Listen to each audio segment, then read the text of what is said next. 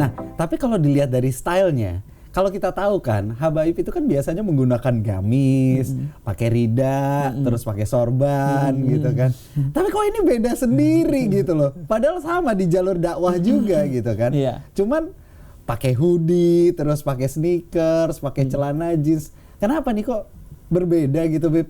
Iya, pertama karena memang inilah saya gitu. Oke. Jadi memang anak muda yang pakaiannya memang gini gitu. Jadi ketika naik panggung untuk dakwah ya ngerasa gak perlu ada yang dirubah gitu. Kita tampilkan aja diri sendiri. Karena ini kan nggak dosa gitu. Pakaian seperti ini. Yang penting kan pakaian dalam Islam itu menutup aurat.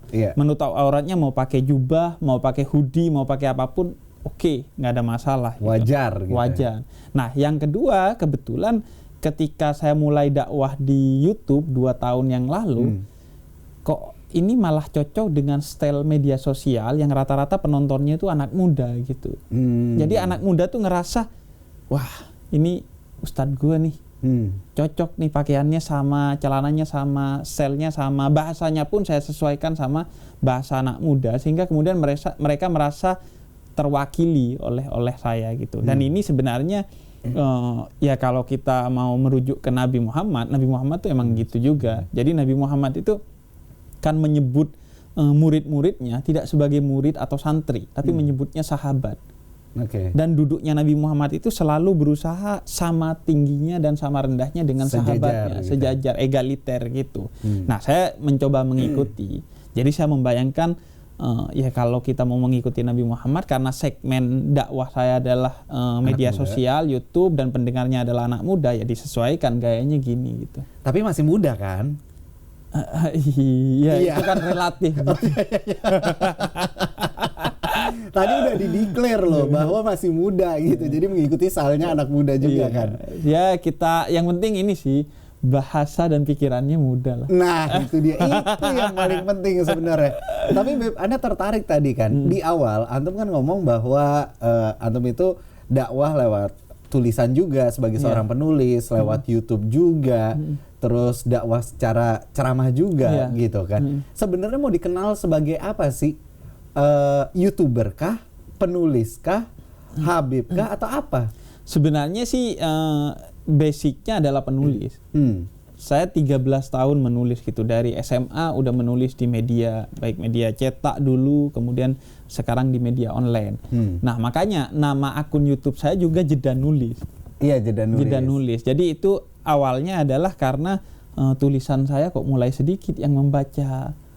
Kenapa? Apa yang terjadi gitu? Ternyata minat baca orang Indonesia kan rendah sekali.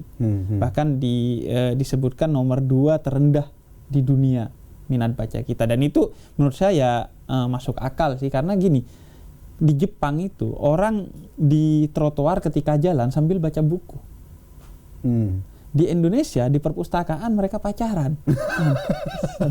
Ya, iya, di tempat baca buku aja Anda pacaran gitu, apalagi karena enak, Beb, sepi. Iya. Jadi nuansa-nuansanya tuh kayak romantis sambil takut-takut gitu. Jadi dari sana, ternyata sebenarnya orang Indonesia ini bukan nggak mau mencari ilmu, tapi bergeser saja dari yang dulunya membaca tulisan, sekarang jadinya dengerin YouTube gitu, dengerin podcast gitu.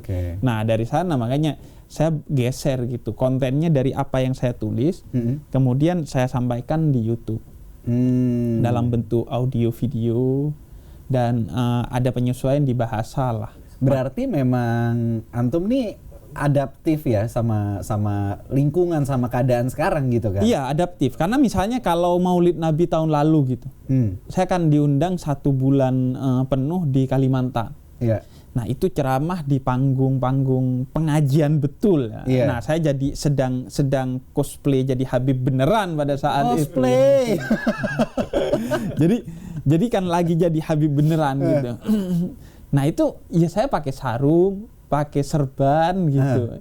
Ya bukan karena saya ingin seperti itu gitu, tapi menghormati pendengar saya gitu. Jadi memang di Quran itu disebutkan Nabi itu memang akan melakukan apa saja yang diperbolehkan oleh Allah demi orang ini ikut kepada jalannya dia gitu. Dan itu amazing banget gitu bagi saya. Artinya gini, ibarat kata kan Nabi ini punya surga, mau ngasih surga. Tapi dia loh yang kayak ngemis-ngemis, yang menyesuaikan dengan cara yang diinginkan para pendengarnya. Nabi juga begitu gitu. Jadi Nabi itu ketika ketemu Salman Al-Farisi itu ya orang yang akademis lah kira-kira sekarang. Iya kayak coki gitulah, pakai akal terus. Nah, Nabi itu pakai logika bicara dengan dia. Islam itu logis, begini dan begitu gitu. Nah, ketika ketemu dengan sahabat lain, misalnya Bilal bin Rabah. Bilal itu bukan orang yang mengandalkan logikanya, dia pakai perasaannya. Nah, Nabi sentuh dia pakai perasaannya. Nah, jadi kita menyesuaikan nih. Nah, kalau orang sukanya saya pakai hoodie, saya pakai hoodie gitu. Kalau sukanya pakai serban, saya pakai serban. Walaupun di Kalimantan saya pakai serbannya bukan serban yang kayak Habib-Habib pada umumnya. Jadi saya pakai serban tuh kain khas Kalimantan. Jadi agar juga menghormati budaya mereka. Yang penting pokoknya pakai pakaian lah. Kalau Anda minta saya telanjang baru saya gak mau. Ya, siapa juga yang berani. Serem lah. Nah, tapi berarti ketika kita mau berbicara, itu kita ngelihat siapa dulu audiensnya gitu kan, supaya kita bisa menyesuaikan dengan gaya kita berpakaian, dengan gaya kita berbicara juga kan. Iya, secara metode ya. Kalau secara konten kan kita nggak bisa diganggu gugat tuh, harga mati bahwa kita mau bicara tentang Islam yang menurut kita benar itu begini dan begitu gitu. Nah, kalau soal metodenya bagaimana cara menyampaikannya itu kita slow sih, menyesuaikan dengan audiensnya. Ikutin aja. Jadi makanya teman-teman di YouTube kalau lihat saya pas di Kalimantan tuh pasti kaget gitu. Kata Tretan Muslim bahkan, wah Anda ternyata bisa ya jadi Habib beneran. yang bahkan kalau di YouTube saya kan ketika ceramah dalam tanda petik itu kan nggak pernah bacain ayat Quran atau bacain hadis dalam bahasa Arab. Karena pernah satu kali saya tuh bacain ke teman-teman pemuda tersesat, bacain ayat, mereka merasa diru'yah dong. Ya Allah. Apa saya sedang diru'yah gitu. Dan akhirnya berjarak gitu ketika kita bacain ayat kayak enggak gua banget gitu. Kalau contoh ayat apa yang dibaca mereka ngerasa keruqyah? Ya semua ayat yang dibaca tuh mereka merasa diru'yah kecuali surat Al-Ikhlas. Karena mereka sholatnya biasanya pakai surat Al-Ikhlas dulu.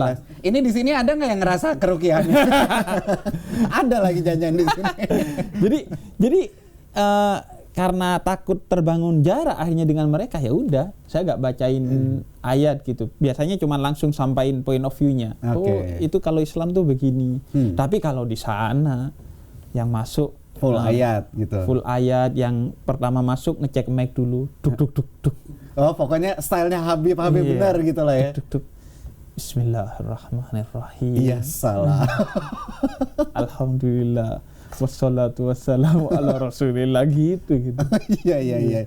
Jadi emang ngelihat dulu siapa audiensnya untuk bisa menyesuaikan gaya berbicara kita seperti apa gitu. Iya.